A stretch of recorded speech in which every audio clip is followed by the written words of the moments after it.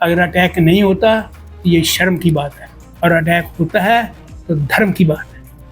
पहलगाम में हुए आतंकी हमले के बाद दोनों देशों के बीच तनातनी चल रही है।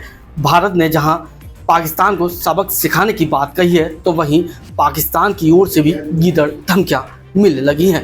इस पूरे मुद्दे पर बातचीत करने के लिए हमारे साथ मौजूद हैं पूर्व अधिकारी कैप्टन रोशन लाल कोहली जी। बातचीत करेंगे उनसे। सर, जिस तरह से धमकियां मिल रही हैं पाकिस्तान की ओर से कि साहब अगर भारत ने हमला किया तो पाकिस्तान भी चुप नहीं रहेगा, तो किस नज़रिए से आप देखते हैं? देखिए, मैं आपके घर में जाता हूँ, आप पर हमला करता हूँ, आप चुप रहेंगे? आप अपनी ताकत लगाएंगे ना। लेकिन मैं जब जाऊँगा हमला करने के तो मैं तैयारी करके जाऊँगा। भारत पूरी तैयारी में है। आज पहली बार है कि पूरे भारत के 1.400 करोड़ आदमी जो हैं मोदी जी के साथ हैं। पूरा भारत मोदी जी के साथ है। मोदी जी की बाजू मजबूत हैं और मोदी इस वक्त करेंगे और करना चाहिए। अगर अटैक नहीं होता तो ये शर्म की बात है, और अटैक होता है तो धर्म की बात है। क्या लगता है कि पाकिस्तान हम लोगों को धमकी दे रहा है? क्या लगता है कि उसके पीछे कोई ताकत खड़ी हुई है जो पाकिस्तान इस तरह की गीदड़ धमकियां दे रहा है? हाँ, ये सवाल तो ऐसा है। धमकियां तो देते हैं सारे, धमकियां तो देगा, अपनी तरफ से डराया जाता है। जहाँ तक चाइना है दुनिया में, पाकिस्तान के साथ सीधी सी बात बताना चाहता हूँ मैं, और चाइना के साथ हमारी भी लड़ाई लग चुकी है।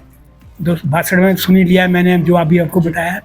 और उसके बाद 2020 में पाकिस्तान चाइना के साथ झड़प होती रही। लेकिन चाइना को भी काफ़ी हद तक समझ आ गया है। उस वक्त भी चाइना का एयरफोर्स का जो था, चाइना के साथ कहा जा रहा था कि एयरफोर्स को तोड़ देंगे हम चाइना को। तो धीरे धीरे चाइना के साथ संधि हो गई, और आज संधि और आगे बढ़ रही है। आज ही 2 दिन पहले की बात है, चाइना में गए हैं उनके वहाँ, तो उन्होंने मदद मांगी। उन्होंने कहा कि हमारी मजबूरी है, हम नहीं दे पाएंगे। मतलब चाइना मदद नहीं करेगा पाकिस्तान को? देखिए, चाइना पूरी दुनिया एक साथ जा रही है, पूरा विश्व एक साथ जा रहा है। आतंकवाद के लिए खतरा पैदा हो रहा है। चाइना क्या आतंकवाद का सपोर्ट करेगा? आप बताइए। चाइना तो स्वार्थी है ना, उसे तो अपना बिजनेस बढ़ाना। चाइना तो बहुत ज्यादा स्वार्थी है। स्वार्थी बिजनेस में है, लड़ाई में नहीं है। उसका स्वार्थ लड़ाई में नहीं है, उसका स्वार्थ बिजनेस में है। बिजनेस कौन दे रहा है? भारत बिजनेस दे रहा है। पाकिस्तान के पास क्या देने के लिए? पाकिस्तान तो रास्ता तो दे रहा है उसे अपने, पाकिस्तान अपने पाक अकबर जो है दे रहा कॉरिडोर बनाने के लिए, उसे रास्ता तो दे रहा है। वो दे रहा है तो पाकिस्तान की मजबूरी है। पाकिस्तान चाहता है कि चाइना हमारे साथ किस तरह लगा रहे, लेकिन चाइना बहुत चालाक मुल्क है। चाइनीज़ बहुत चालाक है। हम चाइनीज़ को जानते हैं सन 62 से। बहुत चालाक दिमाग के इंसान हैं। फेर देते हैं, पलटी मारते हैं। चाइना पलटी मार ली है, मैं आपको बता देता हूँ।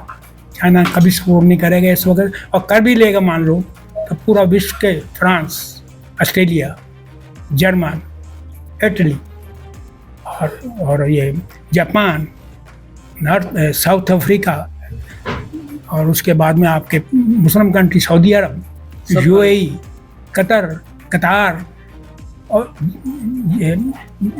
जॉर्डन, ये सारे मुस्लिम मुल्क भी हिंदुस्तान के साथ हैं इस वक्त। नहीं, टर्की ने तो फैसला कर लिया कि वो पाकिस्तान के साथ जाएगा। टर्की ने तो फैसला कर लिया वो पाकिस्तान के साथ जाएगा, जबकि टर्की मुस्लिम देश है। टर्की तो शुरू से ही पाकिस्तान के साथ है, आज से नहीं है। वो कश्मीर के राग में सबसे आगे आ रहा है। यूएनओ में वो पाकिस्तान कम करता था, वो ज़्यादा करता था। अब बीच में उसने बंद कर दिया था, क्योंकि वो भी कुछ मेंबर बनना चाहता था वहाँ पर। ब्रिक्स का मेंबर बनना चाहता था वो, ठीक है नहीं।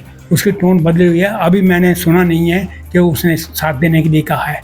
कहीं पर आपने सुना होगा तो हो सकता है तो करे, लेकिन वो बहुत दूर बैठा हुआ, सपोर्ट क्या करेगा? जब एरिया हम काबू कर लेंगे, हमने 3-4 दिन में पाकिस्तान एयर को कब्जा कर लेना है। 4 दिन से ऊपर नहीं रहेगा, देख लेना आप, पूरा एयर बेस हमारा होगा। जंग होती है तो कितने दिनों में हम पाकिस्तान को कब्जा कर लेते? 8 से 10 दिन। 8 से 10 दिन से कितना मजबूत है हम इस समय पाकिस्तान से? मजबूत तो देखिए आर्मी है उसके पास भी मजबूत है, लेकिन पाकिस्तान के पास लड़ने के लिए साधन नहीं है। पब्लिक का सपोर्ट होना चाहिए। नेशन का सपोर्ट नहीं है तो क्या होगा? वहाँ की पब्लिक भूखी मर रही है। अब लड़ाई लगेगी तो और भूखी मरेगी। खाने को नहीं है लोगों के पास, पेट सबसे ज़रूरी है। पेट नहीं है तो क्या कैसे काम चलेगा? वहाँ की पब्लिक साथ नहीं दे रही है, ऊपर से लोग बोल रहे हैं, सब बोलते हैं, हमारे हिंदुस्तानी बोलते हैं, ठीक है, ऊपर से बोल रहे हैं, लेकिन वो साथ पब्लिक नहीं है उनकी, पीओ के साथ बिल्कुल नहीं है। पीओ ने कल नारे लगे हैं मोदी के, आपने देखा होगा टीवी के ऊपर, तो वो ज़्यादा दिन चल नहीं पाएगा। पब्लिक स्टोर नहीं है, कारखाने हैं, सामान है, देखो आदमी की जोर से कितना सामान आप मंगवा लोगे, कितना कर लोगे? कारखाने ख़त्म कर दिए जाएंगे तो क्या होगा? फंडिंग बहुत होती है पाकिस्तान को, बहुत ज़्यादा कंट्री, अलग अलग देश की कंट्री फंडिंग करते हैं, तभी वो इतना खड़ा मजबूत हो पाता है।